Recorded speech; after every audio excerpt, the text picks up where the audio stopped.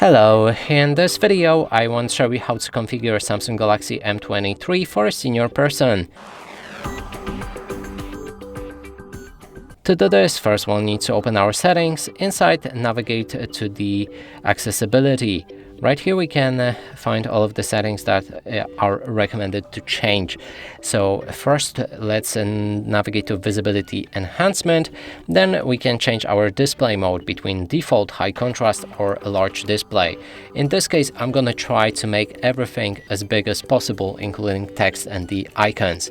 Then next thing, so change to the large display before, so I just set it. Then there's the high contrast theme.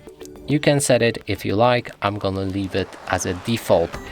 It changes the colors on your phone, and for some people it's necessary. For some you can leave the default colors. Then there's the high contrast fonts.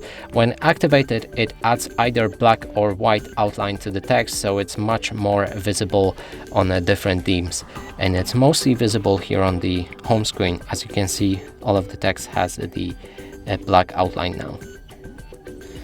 Then there's the high contrast keyboard, and you can change the contrast settings right here for your keyboard. In this case, I'm gonna pick that one. Of course, you can disable it if you like.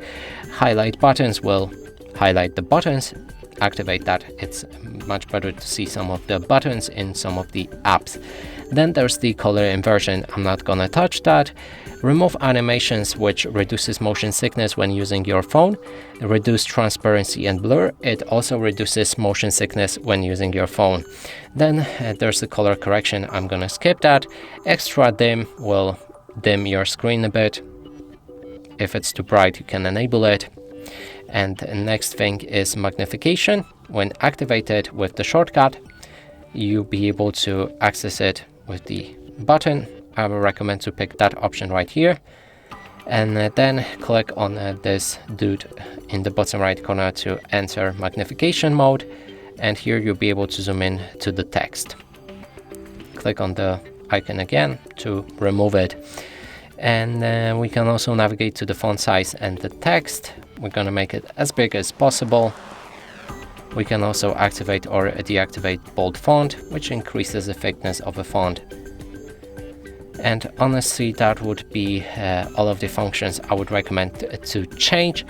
Of course, you can go back to accessibility and adjust the rest of the settings if you like. And that's it for this video. Hope you like it. Please consider subscribing to our channel, leave a like and a comment below.